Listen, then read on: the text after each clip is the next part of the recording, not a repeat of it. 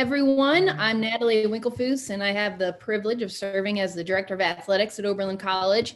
And welcome to our second brewing of Coffee with Coaches. So our sports season may have been thwarted by the pandemic, but despite the coronavirus being a formidable opponent, we are growing forward. So as we have grieved the loss of game days, we are relying on creativity as we look for safe ways to replicate the joy and growth that comes with competition and being surrounded by supportive teammates. Our athletics department continues to come together in spirit of collaboration and shared responsibility to make sure educational moments happen for our student athletes, our staff, and campus community in a healthy and safe manner. One of the many things we did this fall was launch an initiative called Yo the Vote. So events in the country over the past several months, past several weeks, it seems like every 6 minutes in our country, have stirred up an array of emotions in many people around the world, which includes nearly 400 student athletes on Oberlin's campus and over 450,000 NCAA student athletes worldwide. It is time for our young adults to be heard. So with Oberlin's student population consisting of people all across the globe, it was our mission to educate our student athletes on how to vote in Ohio or an absentee in their respective state. So given the conversations on Oberlin's campus this summer surrounding leadership, engagement, and activism, it is clear our student athletes have a voice deserving of volume. With voter deadlines rapidly approaching across all 50 states, our coaching staff and administration began the process of educating athletes on the voter registration process. We are inspired by our student athletes, current and former student athletes. So the Yo the Vote initiative was inspired by these actions and continued to be inspired by the mission of Oberlin College. So helping us learn more about some wonderful humans that inspire us today is head men's soccer coach Blake New. Blake will be leading the conversation. It's his 22nd year serving Oberlin College. 22nd, 21, I don't know. 27. 27. Oh my gosh, I'm so bad at math, but I'm good with people. But I can say that this is probably the most interesting year it has been for us, Blake. So I personally love talking sports and politics with this guy. So Blake, take it away for us this morning. Yeah, not sure why we chose this topic. Not really relevant right now, but we're going to go with it. Natalie chose me because she knows I'm a politics junkie. I have a tattoo of Rachel Maddow on my left shoulder. Not really, but I love me some Rachel. She's my girl. And it's just something that's very interesting to me, something I feel like, I need to stay up with and be involved with. And, Natalie, one of my favorite times this last year was Natalie would text me, a day after the election, 2 days out, are we going to be okay? What's happening? Well, what about this? What about this? And I had to answer and we're going to be okay. Just relax, calm down. It's okay. But yeah, looking forward to the conversation. I will point out, since it is Coffee with Coaches, my mug, many people are saying it was a really close competition, but that, I won, obviously, since none of you guys have this mug. Yeah, we'll get going here. So really excited to have Mahmoud and Annie and Meg with us. And I guess my first question for you is, I think the question, you guys can just jump in however order you guys want to, but what's your why? Why politics? What inspired you to kind of jump in, and what made you follow this path?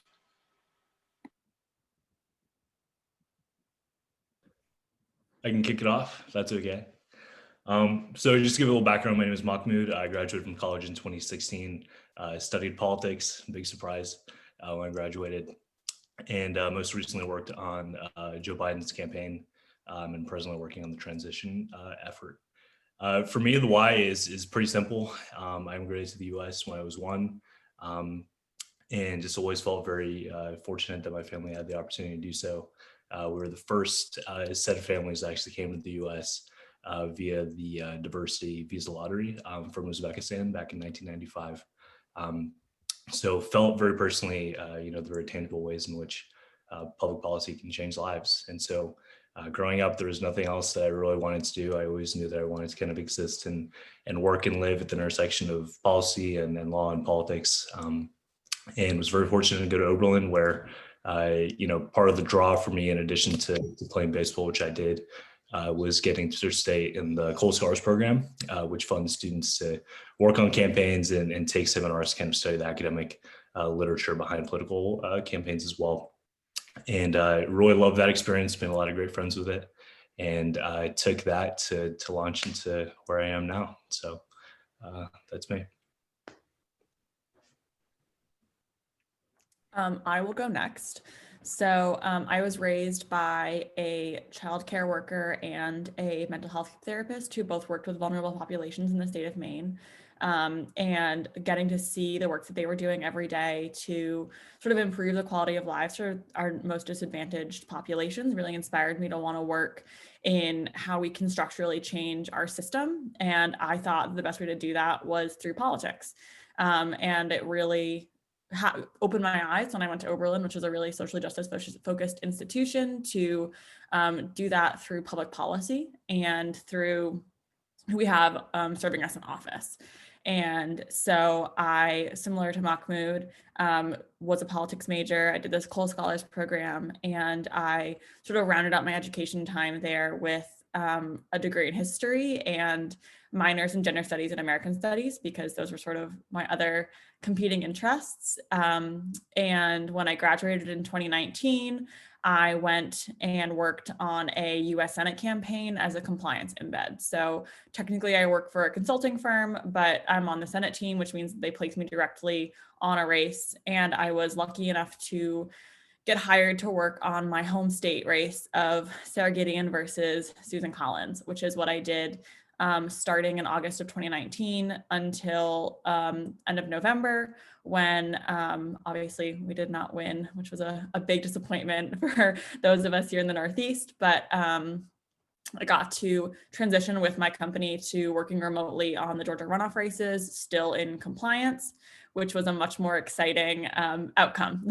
And I am excited again to see what we're going to do next and what we'll do there. And that's sort of my how and why. And I'm hoping that I'll get to continue working to put people in office that want to prioritize making people's lives better. I'll round that one out. My name's Annie. I use she, her pronouns. I'm currently a third year, and I spent the fall working on Shannon Freshour's campaign.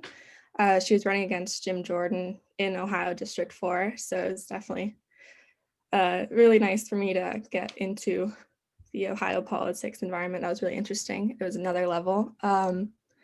I did not have a deep drive to politics growing up. I didn't pay a whole lot of attention to it until something happened in 2016. You can probably figure that out.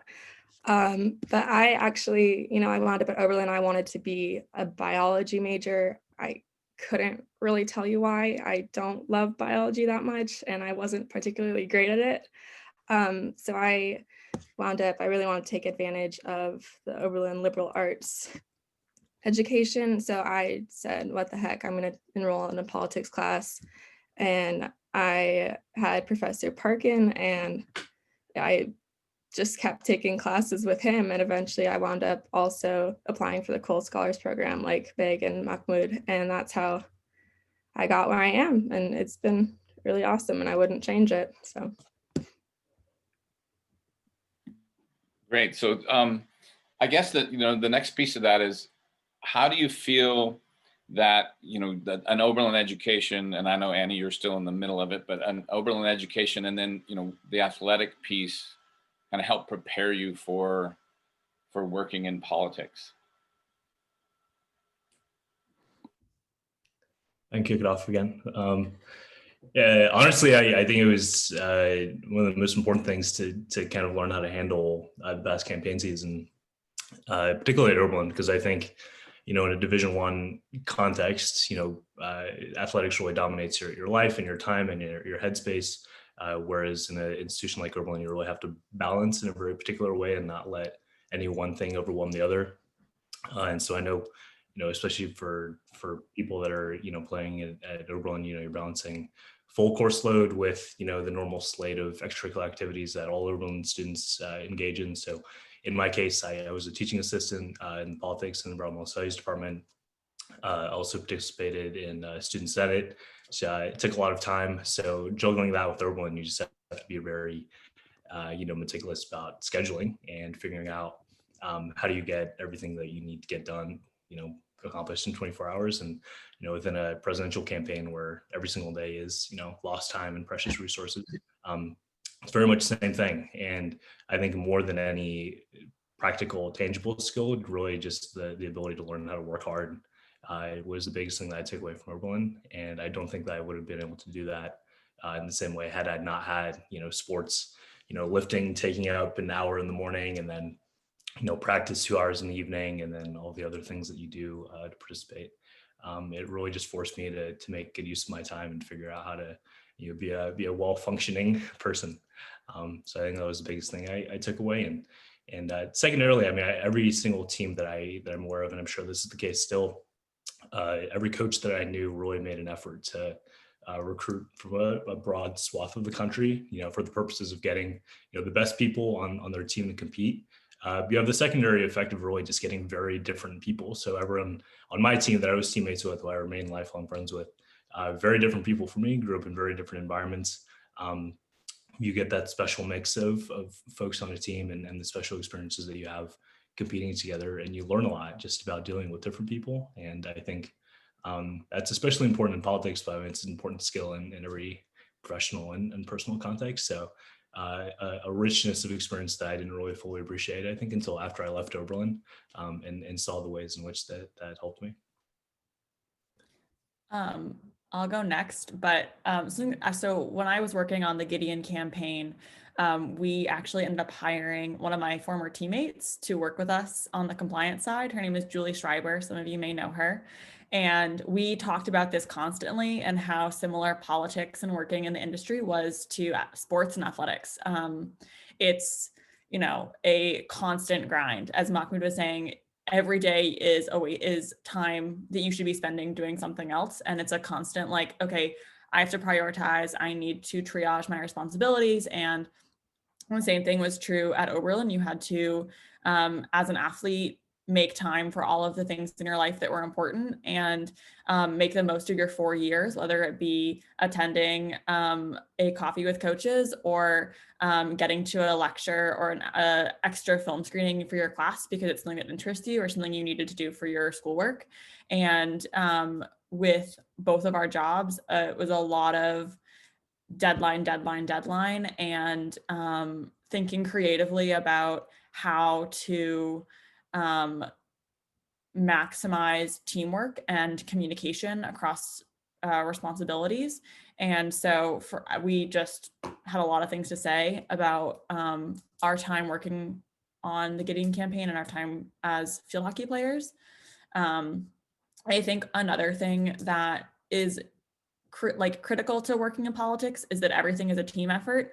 You can't go in with any negative attitudes to who you're going to be working with because you're going to see them down the road, whether it be on another race or in an office that you need to collaborate with. And you have to treat everyone how you want to be treated and with the utmost respect and kindness, even if you don't necessarily agree with them or like how they're adapting to the procedures. And that was something that we had to work with in the field hockey team a lot. We were a small group. And as some of you may or may not know, the field hockey team barely had enough people to field a team one year when I was there. And so you have to step in and maybe you're going to be playing defense one game, offense the next. And the same thing is true in politics. Maybe you're going to be going in as an incumbent, or maybe you're going to be a challenger. You just don't know. And you have to be willing to be flexible and take what's given to you and hit the ground running every single day. Yeah, going off of what Meg was saying about it being like a team, I think that really rang true for me. I think virtual was really hard for a lot of people, and the Fresh Hour campaign saw a lot of turnover. And I think a lot of that people kind of burned out and they stopped communicating. But I think being part of a team really helped me. I can put my head down when things aren't going so great, and I can get through, and I know how to communicate and all that. So that those skills really, really do transfer. And then on top of that, just the Oberlin community has always been so great for me. And I was actually working within it, which I loved. Even I see Jeff or Professor Whitmer here, and he's our faculty team advisor, and he's incredible and gives amazing advice and quotes. And I wrote to him several times because I was under a lot of pressure to build more contacts in the community. And he was always so patient, so helpful. And I just knew I could count on him for anything. And that was so special. And then I worked remotely for the most part, but I came to the district a couple times, and I knew that I could always count on Coach Kim for whatever I might need. And so just, it really is such an awesome support system to fall back on. And I know that I'll have that for years to come. So. Yeah. So some of you might be too young to even really recognize this, but obviously, you know, in our politics, this last cycle has become, you know, at least for some of us older people who've seen, you know, political cycles before, it's become really a whole new level of intensity. And interested to know, you know, what you thought of that. I think a couple of you have commented on it. You know, what's the challenge of working remotely? You know, having to, you know, some people would say responsibly hold rallies that were online or, you know, in a safe way. Just some of those challenges and kind of maybe speak to the kind of the intensity level that you felt in these last races.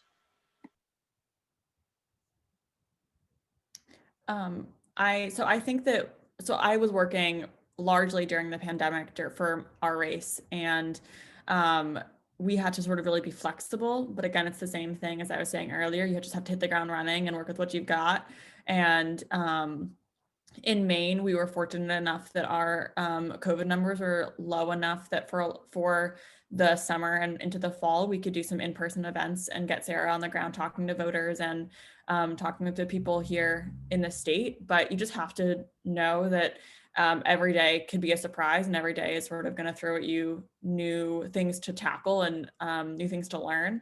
And the political divide is at unprecedented levels. We're more polarized in 2020 than we were at the time of the Civil War. And so what are we going to do to, as Joe Biden says, unite the country and create a new political era? And with disinformation and with, you know, quote unquote, fake news, how do we as a country sort of heal from that during a time when it's so hard to sit down at the dinner table and talk to people about where you might come together and where you might disagree, and sort of patch over some of those lost connections.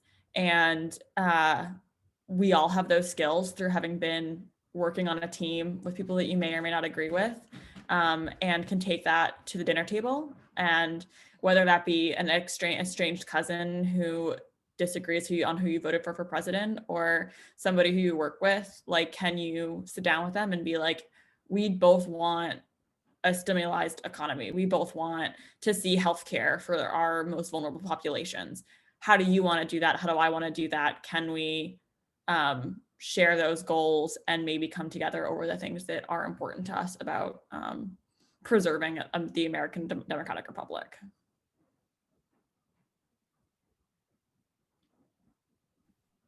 I can go next. So I was on the policy team for the Biden campaign. So not that much voter interaction. I mean, we weren't knocking doors or making calls. It was more so on the field side. But we went remote actually a week after we effectively won the nomination in March. So it was the day of the Michigan primary, which is a week after Super Tuesday. We had just won in Michigan, and I believe it was Missouri as well, and kind of put away the rest of the candidates. And then we went remote.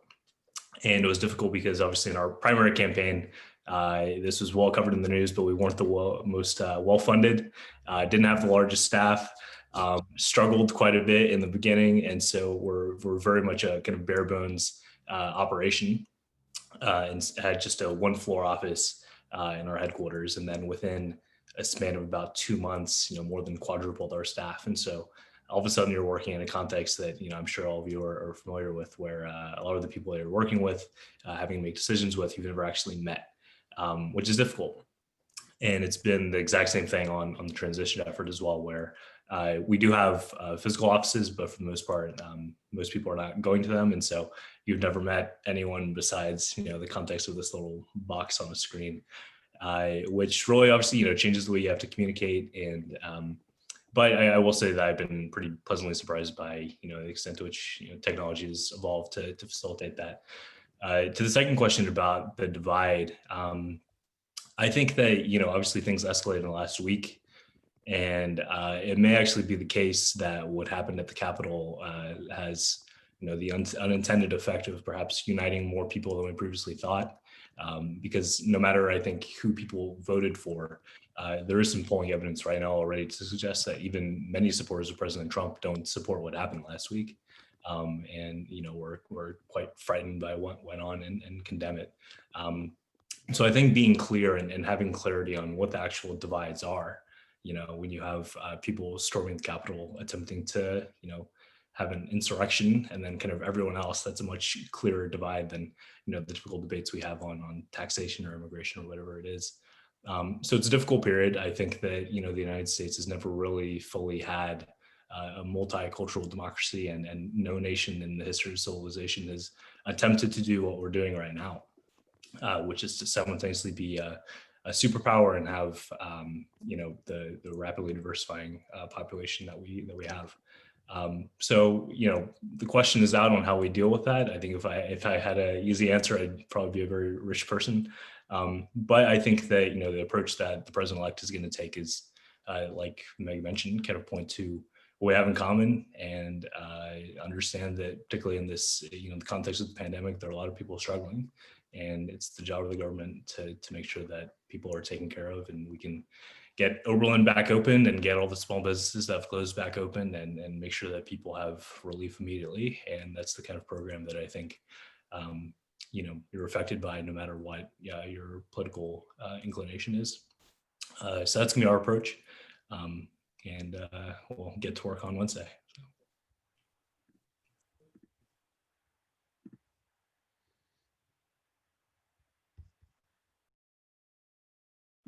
Just a follow up to that, Mahmoud. I mean, and this is even, and Meg and Annie, you can answer this too, but you hear a lot of people talk about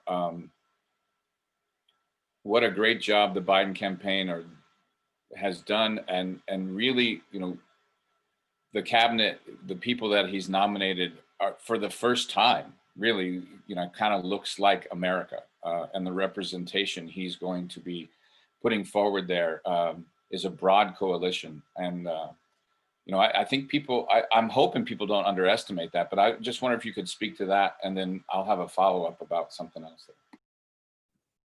Yeah, I mean, it's definitely been a priority of the transition and the president-elect to, like you said, appoint a cabinet that reflects the country. And a lot of that is, I mean, we see this, I think a good example is in the current debate about vaccination. We know that in minority communities, there's greater distrust of a lot of the talk around getting vaccinated, stemming back to, historical medical injustices that were perpetuated. There's a lot of distrust there, right? And so you need to be in a position where, as a government, you can, serve every citizen, no matter who they look like or who they are. And so that means having people on your team that have credibility and can directly communicate with different groups. And so that's been a priority. But I don't want that to overstem, the fact that, the number one, trait that all of these people have is competence, right? It's deep experience. And I think there is somewhat of a tension sometimes between, the way that it's covered in saying, Biden has the most diverse cabinet, but it kind of feels like a kind of an affirmative action situation versus these are the most competent people. And I think our approach has been to say, these are the best people for the job, and they also happen to be able to have that extra ability to communicate and serve a diverse population, and that's critically important. And it stems from what we did in the campaign.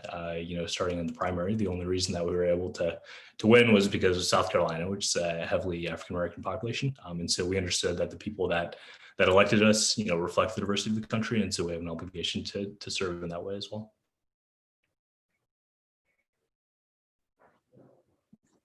So my follow-up is, oh, sorry, go ahead, Meg, go ahead. Go ahead. I'm all good.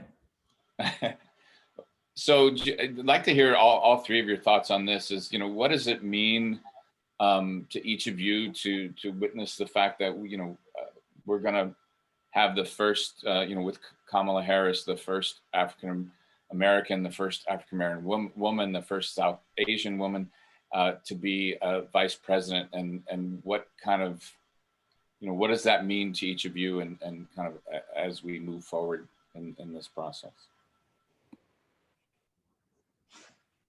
I'm going to sort of give a more cast answer to this question than a politics answer.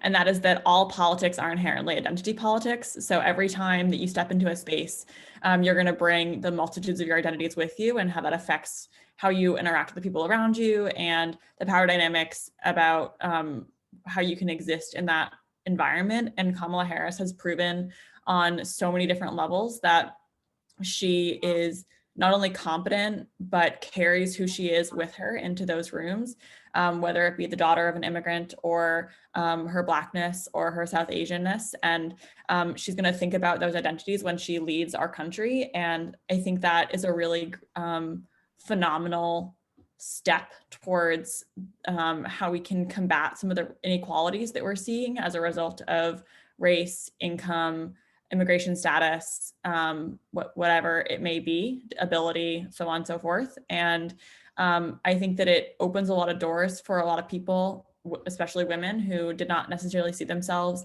in political office, let alone in the White House, and beyond being a first or second lady. And for me, that's incredibly inspiring. And I am excited to see other women who run, because as Emily's List likes to say, when women run, women win. And it's sort of going to change the makeup of our political system. If you look at the House and you look at the Senate, it's still really heavily male dominated. And with Kamala Harris's soon departure, it's going to continue to be heavily male dominated and also heavily white. So what can we do to put people who are historically underrepresented into those positions of power and showcase that they are indeed capable, competent, and remarkable leaders for underrepresented communities, and bringing in different perspectives into our legislative process? And from a side point, like, Kamala rocks. She's so cool, and she is going to just be so much fun to look up to and to hear from on a national level, and just like a breath of fresh air compared to what I think that we've had for the last 4 years. I just describe her personality and her presence as a lot more fun than Mike Pence, in my opinion. I just think that she's got a lot of she rocks. So I'm excited. Yeah, I think Meg, I couldn't say it any better than you. You summed it up really well. I think we always need more women in politics, especially women of color. It's so important. And she's someone who can beyond hold her own. And I have a lot of faith in her, and that way overshadows my small personal disagreements with her policy, because she's just such a powerful figure, and that's so important. Yeah, Meg, I think you touched on everything else I could have possibly wanted to say. So. Yeah, no, I was incredibly proud to be part of the effort to elect the first female vice president. And I feel like it's something that kind of got a little put under the rug given everything else that's going on. But obviously a momentous accomplishment for history. I think the thing that I appreciate the most about the historical aspect of it is that as Meg mentioned, she's not only Black, but also Asian American. And I think that, particularly over the last 2 years, we've kind of had an underlying narrative to a lot of the racial, tensions that have gone on, of it being kind of a Black-white dichotomy. Whereas at the same time, the largest minority group in the United States are Latinos, and the fastest growing are Asian Americans. And I feel like Vice President-elect Harris really embodies kind of that complication of the racial narrative over the next few decades that, frankly, I don't think we understand or really talk about very well in the United States right now in our political discourse. but is going to, dominate, what we become over the next few decades. And besides that, I can just say that, she and her team are incredibly hardworking people. And, she's very much set up to play the same role that, then Vice President Biden played for President Obama, and kind of being the last counselor in the room. And we'll, doing a particularly big, job now as, the head of the Senate, now that we have it 50-50. We, look forward to seeing everything that gets done. Thank you. So changing gears a little bit and kind of connecting back to athletics. I mean, what are your thoughts on, we're only a couple years removed from like shut up and dribble and Colin Kaepernick taking the knee and, all the, oh my gosh, that's crazy. To now, we have professional athletes like the members of the WNBA, the Atlanta Dream, taking action, right? And really being forthright about the candidate that we're going to support, and really doing a lot, right? I think I read something that at one point this spring or summer, Raphael Warnock was polling at about 9%. And then, the Dream kind of came out there and put, they were in the bubble and they put their shirts on and they kept speaking about it. And they've received a lot of credit, but I just want to get your thoughts on, that role of professional athletes becoming kind of politically involved. One tidbit that is sort of information from my place of work is we had Warnock as one of our clients. So we were handling his finances and his budget. And on the day after the Atlanta Dream posted the picture with them in the Vote Warnock t-shirts, he raised over $100,000 online, which was like unprecedented amounts of money for him in one day at that point. He was, in a race with lots of other candidates, and he was polling kind of low. A lot of people weren't really paying attention at that point, and it sort of lifted him to a new national stage, right? And when you have a voice that's on a national level, you have the power to sort of capture national attention. And the Atlanta Dream did that in a really remarkable way for Senator-elect Warnock. And when I think about Colin Kaepernick and what he did for the Black Lives Matter movement, and by just taking a knee, that is at the time was really heavily ridiculed and controversial, but it sparked what could be a national movement of athletes taking a stand on a public level. And we have a long time history of athletes taking a stand for politics. I think back to the 68 Olympics with, and, the 1940s Olympics. And there's just so many times that athletes have used their national stage for national issues. And we should not ignore that or pretend that athletics are apolitical, because everything to a degree can be turned political. And, my team, when I was at Oberlin, took a knee during our national anthem because we saw that Colin Kaepernick was doing so, when we wanted to stay in solidarity with the Black Lives Matter movement. And we made that choice as individuals. And, what that meant for us at the time was that we wanted to showcase our dedication towards combating racial inequalities in the United States, and as a team prioritize Black voices. And we say now, like, Colin Kaepernick was crossing a line, and now we're saying that he started a movement. So it's all about perspective and the terminology that you use to describe political actions.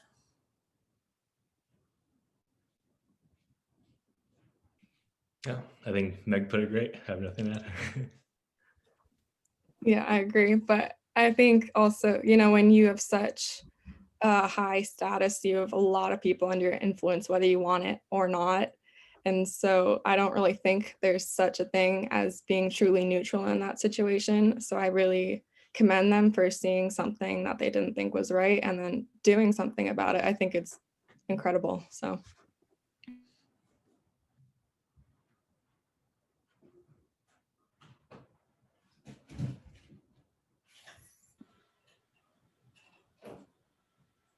All right, Craig, do you have any? I know we've got a few questions from the chat. I don't know if we want to open it up a little bit to. Yeah, why don't you go ahead and use the raise your hand option on this, and we'll call upon you. You can ask a question of the panel.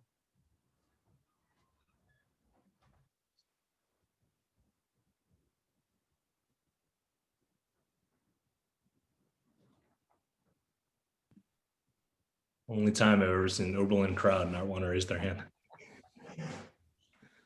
Who's going to be our first question? You win a door prize.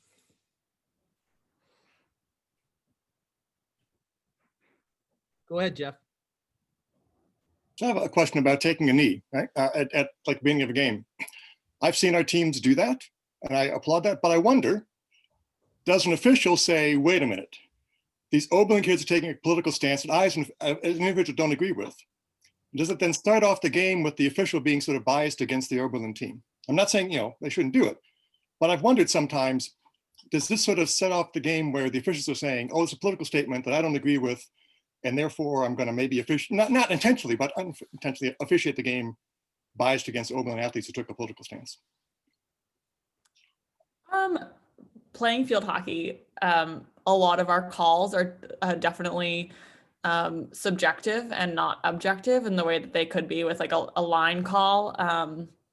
It's sort of a first foul, more egregious foul, depending upon the whistle. And I know that my coach, Jess, is on the call, and she definitely has some more comments about that than I'm going to add right now. And she might have a different perspective. But actually, what was more startling was when we would take a knee, whether it be at our own field or an away field, and the response from other parents, of non-Oberlin parents, with very negative feedback, borderline political rhetoric that it's, not appropriate for the circumstance, in my opinion, calling our team inappropriate names, saying that we're disrespecting the flag, that we're disrespecting the military, when this is not related to the military in any sense of the word. This means no disrespect. Many of us are related to veterans and have the highest, utmost respect for those who serve, and it's not connected to that. It's a connection between standing up for something that you don't agree with, and a freedom of speech, right? It's a First Amendment issue, and it was discomforting to have parents yell that they wished violence upon us because we were choosing to kneel. And I think that is more concerning than whether or not we lose a game. I mean, speaking personally, the field hockey team was probably not going to win that game based upon the odds for some of our seasons. And we don't need to be mean to college students because they're taking a knee. You don't need to be mean to anybody or wish violence upon them because of their political actions.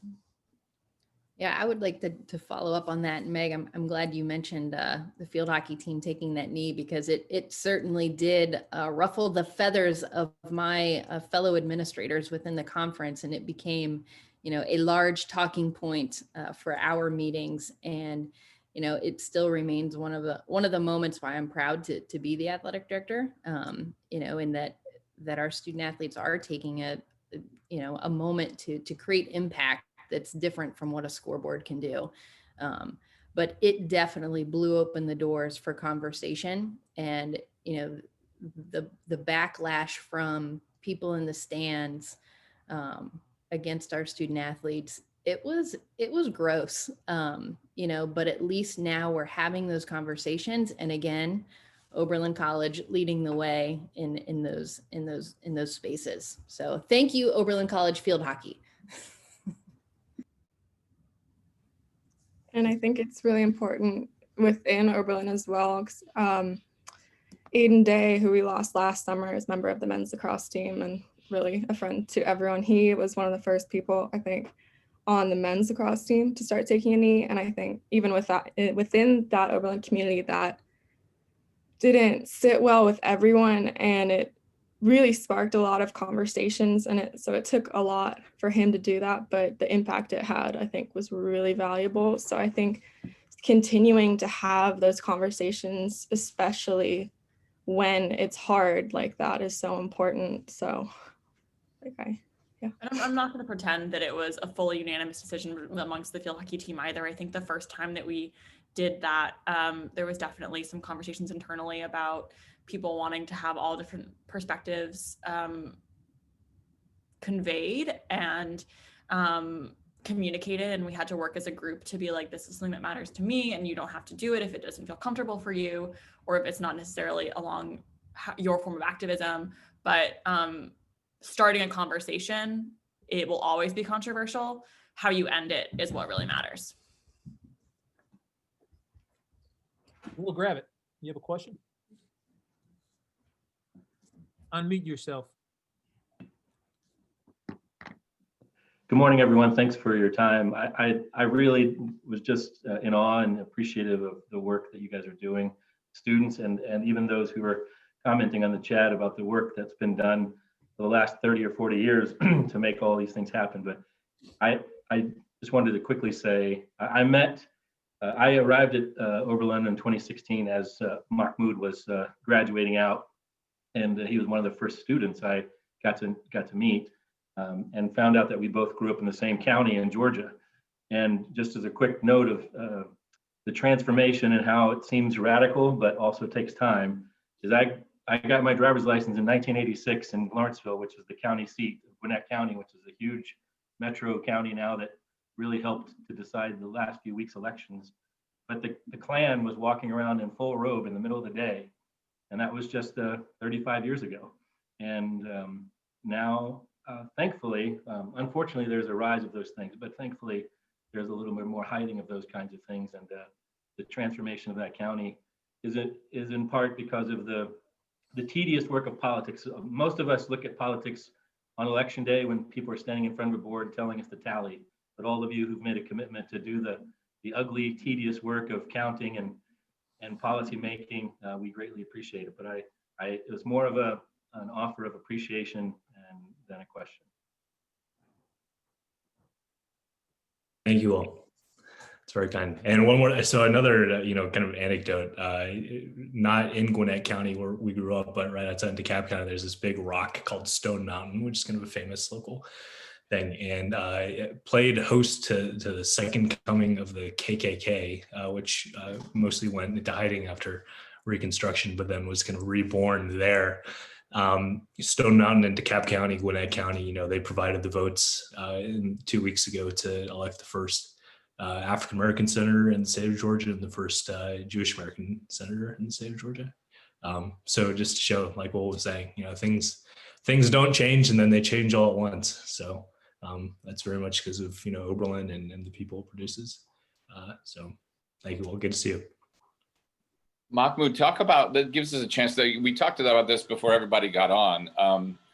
But talk about, we really, I'm guessing you haven't had so much of a chance to kind of celebrate first Joe Biden winning Georgia and then the runoff campaigns, because everything's been, this 24-hour news cycle. But, talk about, what your team felt, how you guys felt when you did kind of pull it off.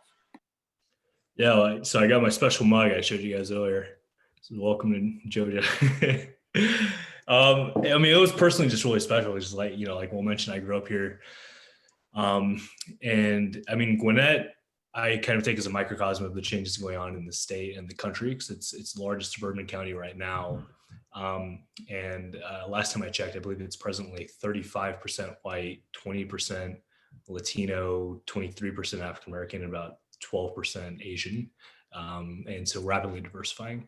And when I did the Cole Scholars program through Oberlin, I actually got to work on Michelle Nunn's campaign for U.S. Senate here in 2014. She was going up against then businessman David Perdue, who, as you all know, it didn't work out so great for us then, but it was a nice full circle for me to be able to be back here and knock some doors and help elect Jon Ossoff to be David Perdue. So, I think it's heartening for me. It meant a lot, and we've seen a similar dynamic in other states like Virginia, which is kind of seeing similar demographic trends. And it shows that, even in places where history and the tide of it has been kind of against greater inclusivity, things can happen. And it's because of, like Will mentioned, the small details of politics. You're right, though, we haven't had much of a chance to celebrate, but what I'm holding out on is once we beat COVID and put that away, then maybe we can take a couple of days off to celebrate. But until then, we'll keep at it. Annie, I'm interested to hear your perspective or thoughts because, you know, as a resident of the Duck District here in Ohio, you know, a lot of political experts that I know and talk to say, you know, you're never going to win it. Jim Jordan doesn't even have to campaign.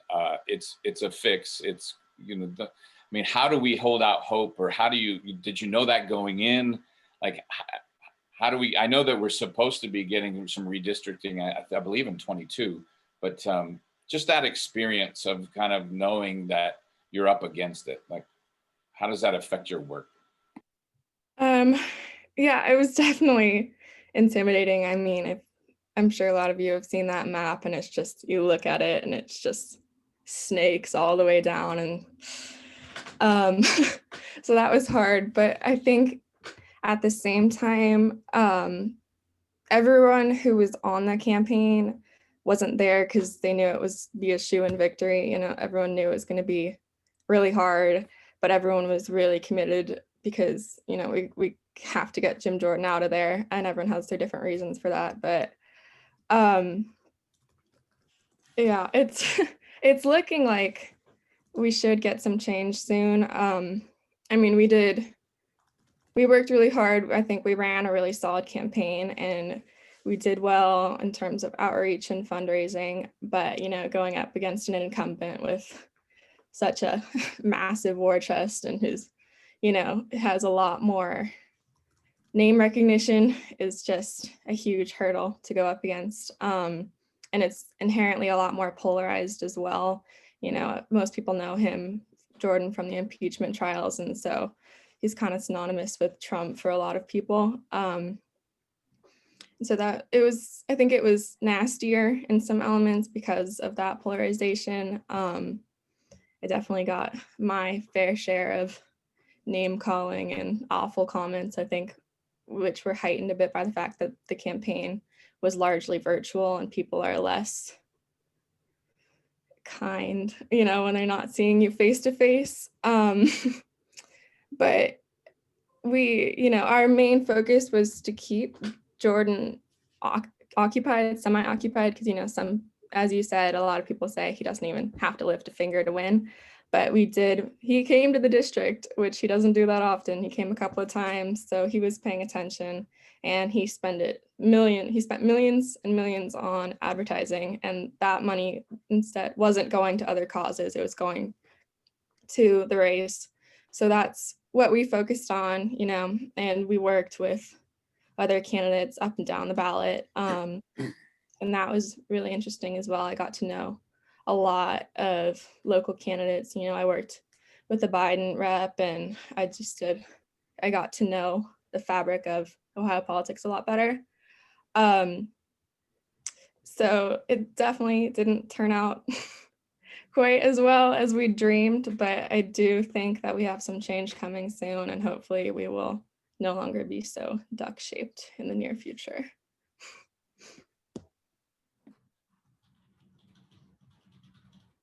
Thanks, Annie. We have a question. Bill Warner, class of 1978. Thanks, Craig. I'm from an era when you did a campaign, you bought yard signs and did newspaper ads and some direct mail, and that was it. And for those of you who are involved in the last couple of cycles, you've got hundreds of other channels that you've got to get into, which costs a lot of money. Any impressions about which channels, what placements of your ads and outreach were the most effective this time? So here in Maine, we tried the old die-hard methods of direct mail and yard signs, newspaper advertising. We did everything in the gamut possible to get to know as often as possible for Sarah to be exposed to voters, because we were challenging a 4-term incumbent, and it was harder to get Sarah to talk to people with COVID happening. And so we did do lots of newspaper ads, and we did actually hear a lot of feedback that, especially from folks living in more rural, more isolated communities here in the state, that those were the best outreach methods. We did direct mail. We sent letters talking to people, explaining to people more about who Sarah is, and with pamphlets, not just the typical like door knocker, who's on the ballot stickers. We did like a quick intro. We did, here's her family, here's her values, here are the policy issues that she wants to work on, and here's all of her accomplishments in the State House. We did so many television ads. I feel like if you turned on cable television in the state of Maine, basically from November 2019 to November 2020, and you would see an ad for or against Sarah or Susan. It was insane. This is probably the biggest race we've had in this state ever for Senate in terms of scale. And, you know, just whatever you can do to introduce people to your candidate and get them exposed to what you're trying to fight for. And I can't say personally what I think made the most difference and what channel we spent the most on, but I can say that, you know, we did everything in our power to get folks to know more about our candidate. Yeah, I think it's difficult a little harder in the context of the presidential, just because, you know, you get to the point where neither candidate is at a shortage for resources, right? So you're really throwing, you know, everything at the wall and seeing what sticks. So I think difficult to say whether or not any particular approach was dispositive in helping win. But the thing that I was personally most excited about seeing, not just in our campaign, but across different ones, was the ability for people to get involved remotely outside of their own communities. And so the way that people can donate, as they did for the Georgia Senate races from every single state, know how to do so easily and feel empowered to engage that way, to make calls, to get those little very cute handwritten postcards. I got like 5 personally addressed to me, encouraging me to vote.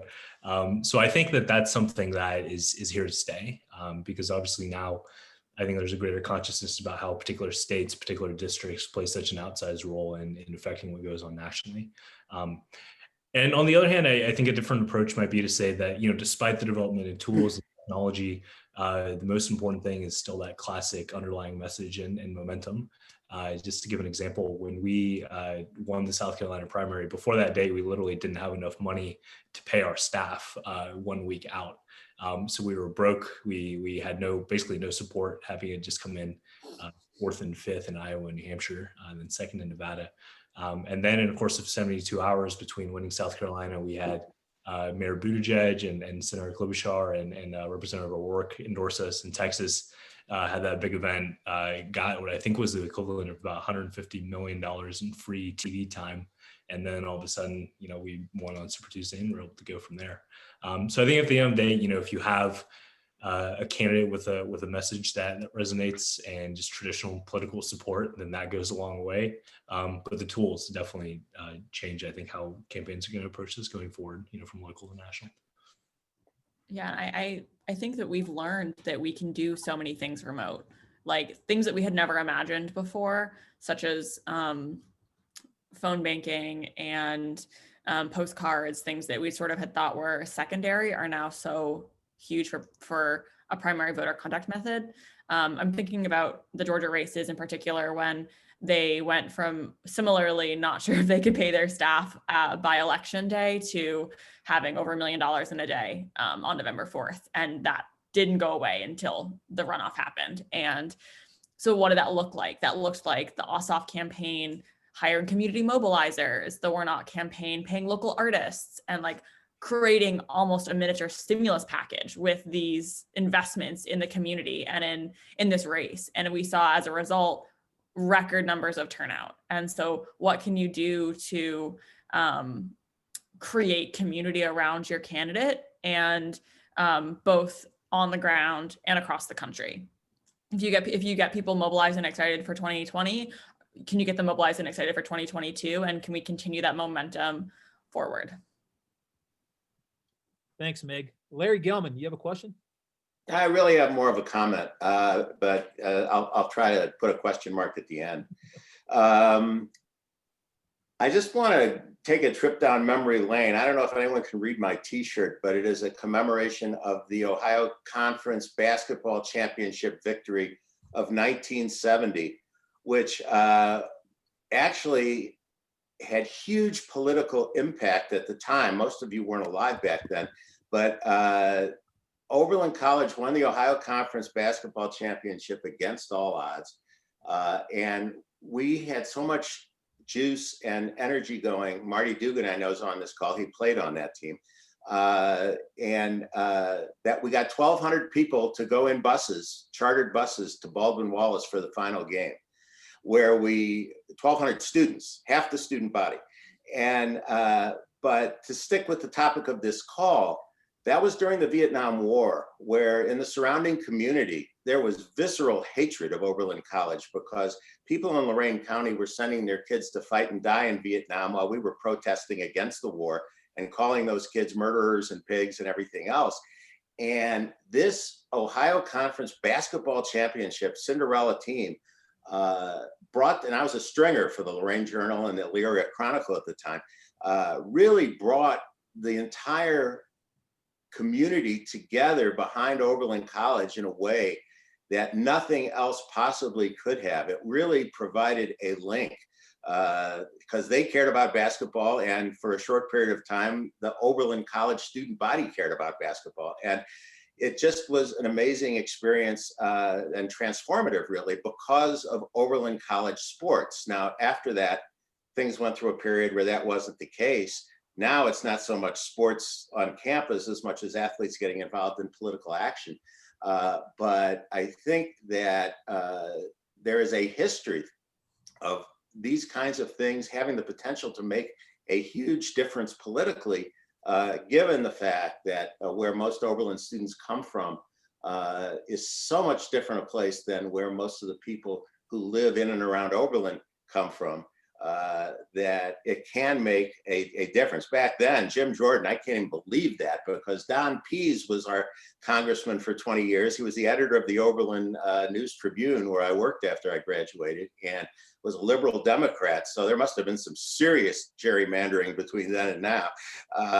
But in any event, I couldn't resist the opportunity, and I can take a picture of this shirt. And there's actually a book called Oberlin Fever, written by Al Wellington and Randy Miller, who did me the great favor of allowing me to meet Natalie Winkelfuss for the first time when they were honored and inducted into the Sports Hall of Fame.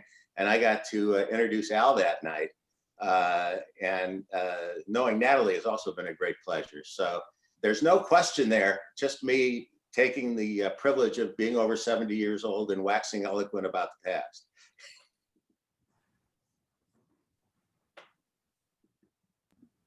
I love it. Larry, I remember that night. That was a wild celebratory night. You were a tough group to wrangle at that Hall of Fame induction ceremony. It was one of the biggest parties I've had to manage. Speaking of parties, this was an amazing party this morning, and I dare anyone to tell me another athletics department in this country that has gathered on a random Thursday morning to share such a discussion and be willing to address these topics.